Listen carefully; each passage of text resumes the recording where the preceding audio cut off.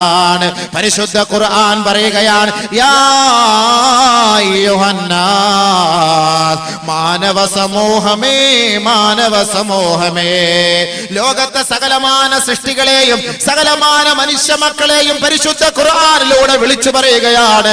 ഈ ലോകത്തിന് അന്ത്യം സംഭവിക്കും, ഈ ലോകം നശിക്കും, ഈ ആകാശം ഇടിഞ്ഞു വീഴും, ഈ ഭൂമി അതാ വിണ്ടുകീറിപ്പോകും, ഭൂമിയുടെ ഉൾരഹസ്യം ജനങ്ങളുടെ മുന്നിൽ പരസ്യപ്പെടുത്തും.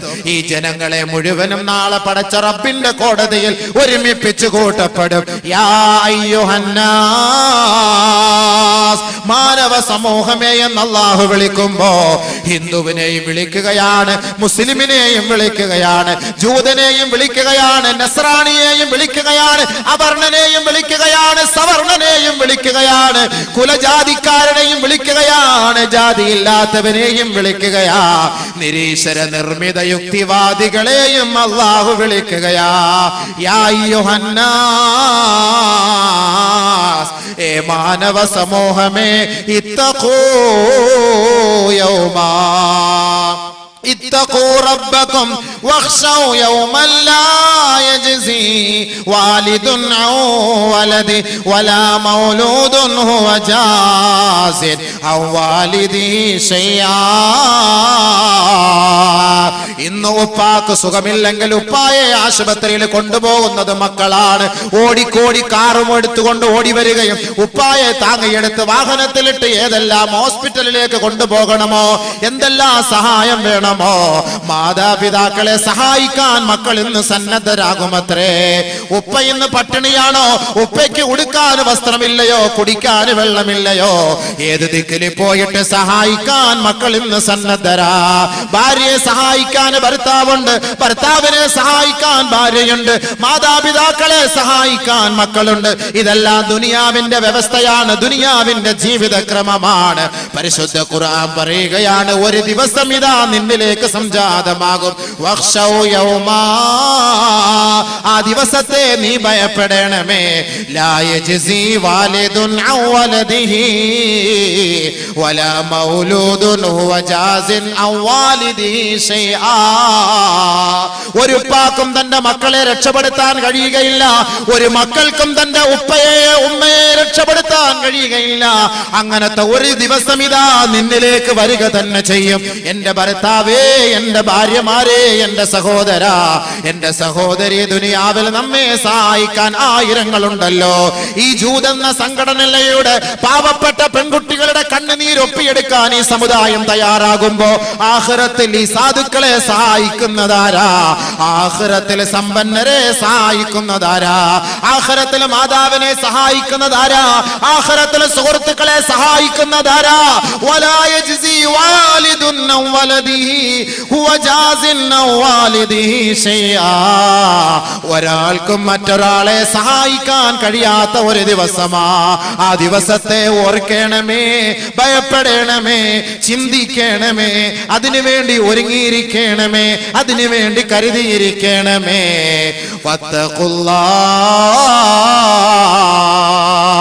വീണ്ടും അല്ലാഹു ഉണർത്തുകയാണ്, ആ റബ്ബിനെ നിങ്ങൾ ഭയപ്പെടണമേ, അവനെ സ്മരിക്കണമേ, അവനെ വഴിപ്പെടണമേ, അവന്റെ വിധിവിലക്കുകളെ മാനിക്കണമേ. ഇന്ന വഅദല്ലാഹി ഹഖ്, അവന്റെ വാഗ്ദാനം യാഥാർത്ഥ്യമാണ്, യാഥാർത്ഥ്യമാണ്, യാഥാർത്ഥ്യമാ. മയ്യത്ത് കട്ടിൽ വീട്ടിലേക്ക് എത്തുമ്പോ മരണത്തോട് മല്ലടിച്ചു കിടക്കുന്ന മനുഷ്യ, നിന്റെ അരികിലേക്ക് മാലാകമാരിറങ്ങി വരുമ്പോ മാത്രം എന്നെ ഒന്ന് മടക്കണേ അല്ലാ. ഇപ്പോഴാണ് ഈ ദുനിയാവിന്റെ യാഥാർത്ഥ്യം ഞാൻ മനസ്സിലാക്കിയത്, ആഖിറത്തിന്റെ യാഥാർത്ഥ്യം ഞാൻ മനസ്സിലാക്കിയത്, നിന്റെ വാഗ്ദാനം ഞാൻ മനസ്സിലാക്കിയത്. അതുകൊണ്ട് റബ്ബിർജിഊൻ, ഒന്ന് മടക്കണേ റബ്ബേ, ഒന്ന് മടക്കണേ റബ്ബേ.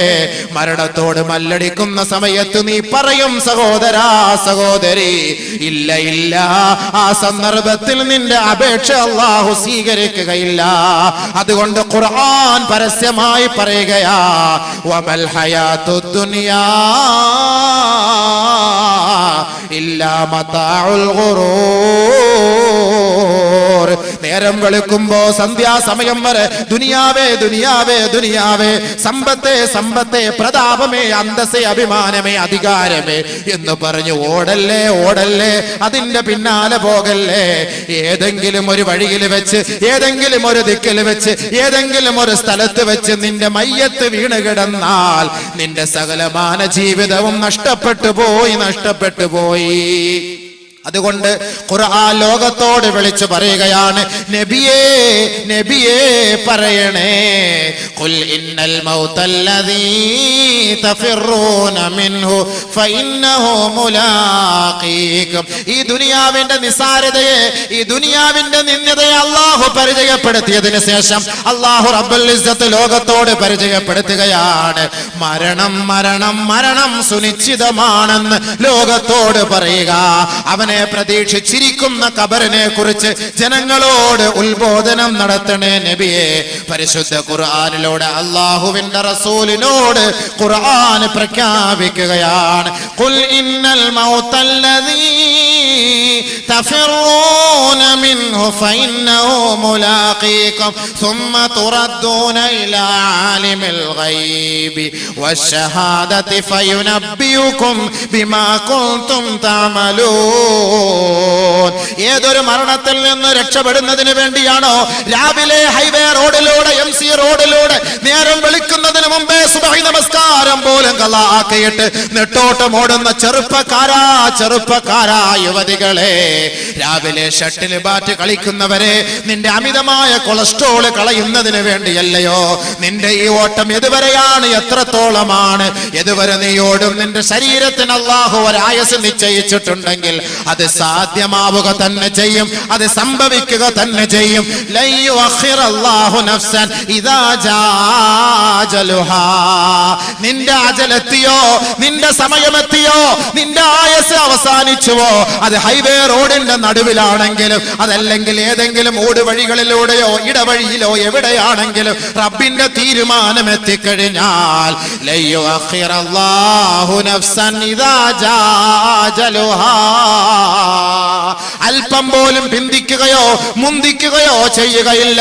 അതിന്റെ യഥാർത്ഥ സമയത്ത് തന്നെ അവന്റെ ആത്മാവിനെ പിടിക്കപ്പെടുമെന്ന് പരിശുദ്ധ ഖുർആൻ പറയുമ്പോ ദുനിയാവേ ദുനിയാവേ എന്നുള്ള ചിന്ത കുറച്ചു മാറ്റിവെച്ച് ആഖിറമേ ഖബറേ ഖബറേ എന്ന ചിന്ത കൂടെ അയവിറക്കേണമേ.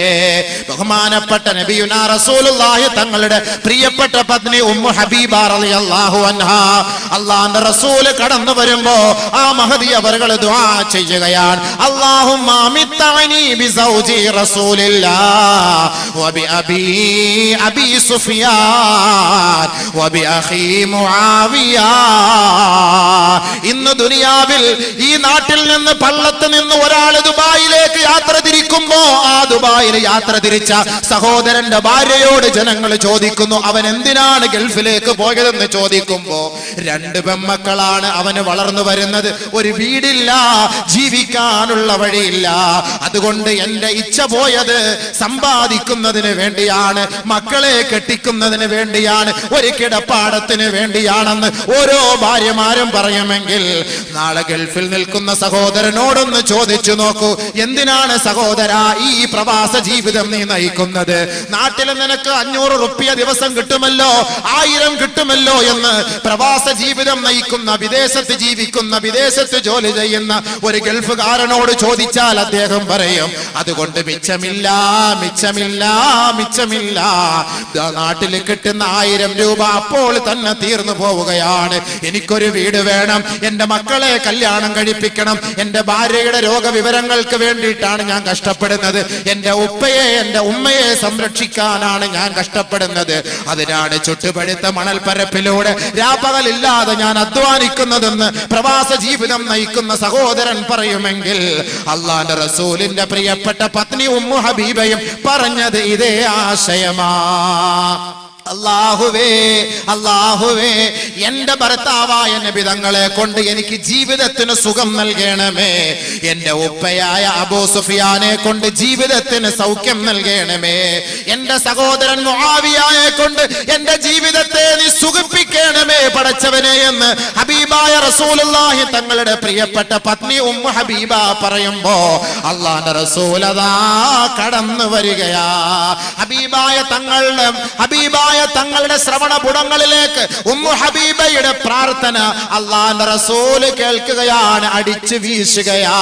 ഹബീബായ തങ്ങൾ പറയുകയാണ്, ഉമ്മു ഹബീബ ലഖദ് സഅൽതില്ലാഹ്, നീ അല്ലാഹുവിനോട് ചോദിച്ചിരുന്നുവെങ്കിൽ നീ ചോദിച്ചത് ഉമ്മു ഹബീബ നീ ചോദിച്ചത് അയ്യാമം മഅദൂദാ വഅർസാഖം മഖ്സൂമാ, നിർണയിക്കപ്പെട്ട നാളുകളെ കുറിച്ചാണ് നീ ചോദിക്കുന്നത്. അല്ലാഹു നിനക്ക് എഴുതപ്പെട്ട റിസ്കിനെ കുറിച്ചാണ് നീ ചോദിച്ചിരുന്നത്.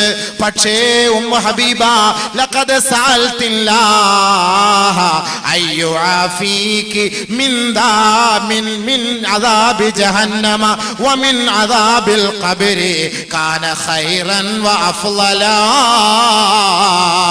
ഉമ്മു ഹബീബ നീ ചോദിച്ചത് ദുനിയാവിന്റെ വിഭവങ്ങളാണ്, നശിച്ചു പോകുന്ന വിഭവങ്ങളാണ് നീ ചോദിച്ചത് ഉമ്മു ഹബീബ.